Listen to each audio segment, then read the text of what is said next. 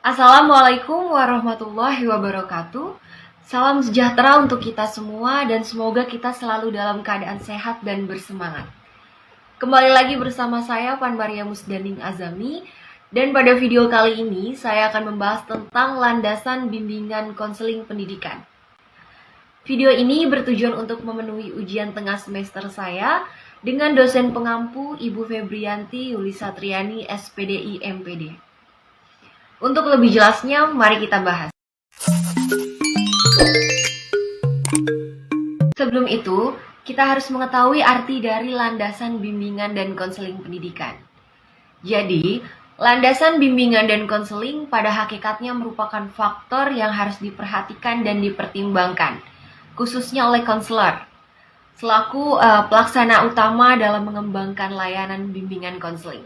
Ibarat sebuah bangunan, untuk dapat berdiri tegak dan kokoh tentu membutuhkan fondasi yang kuat dan tahan lama. Dan apabila bangunan tersebut tidak memiliki fondasi yang kokoh, maka bangunan itu akan mudah goyang dan ambruk.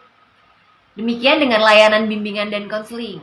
Apabila tidak didasari oleh landasan atau fondasi yang kokoh, akan mengakibatkan kehancuran terhadap layanan bimbingan konseling itu sendiri.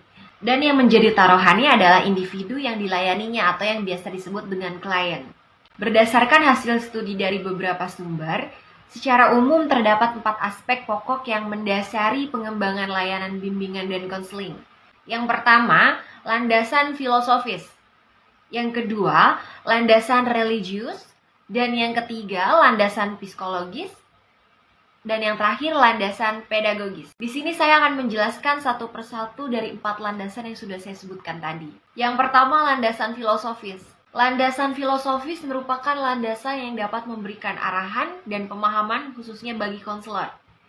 Landasan filosofis dalam bimbingan konseling terutama berkenaan dengan usaha mencari jawaban yang hakiki atas pertanyaan filosofis tentang apakah manusia itu.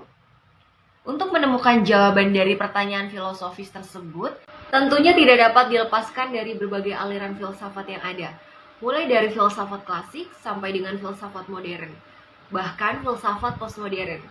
Para penulis berpendapat, manusia adalah makhluk rasional yang mampu berpikir dan mempergunakan ilmu untuk meningkatkan perkembangan dirinya dengan memahami hakikat manusia tersebut. Maka setiap upaya bimbingan dan konseling diharapkan tidak menyimpang dari hakikat tentang manusia itu sendiri. Selanjutnya, yang kedua ada landasan religius. Landasan religius dalam layanan bimbingan dan konseling berbicara tentang manusia yang dikaitkan dengan aspek-aspek keagamaan, seperti keyakinan bahwa manusia dan seluruh alam adalah makhluk Tuhan, dan menjalani kehidupan yang sesuai dengan kaidah-kaidah agama, serta mengembangkan dan memanfaatkan secara optimal perangkat budaya. Landasan religius berkenaan dengan manusia sebagai makhluk Tuhan, yang dikaruniai sisi kemanusiaan yang perlu adanya bimbingan yang akan mampu mengarahkan sisi kemanusiaan tersebut ke arah yang lebih positif. Yang ketiga, ada landasan psikologis. Landasan psikologis merupakan landasan yang dapat memberikan pemahaman bagi konselor tentang perilaku individu yang menjadi sasaran layanan yang biasa disebut dengan klien. Untuk kepentingan bimbingan dan konseling, beberapa kajian psikologi yang perlu dikuasai oleh konselor adalah tentang motif dan motivasi, pembawaan dan lingkungan, serta belajar.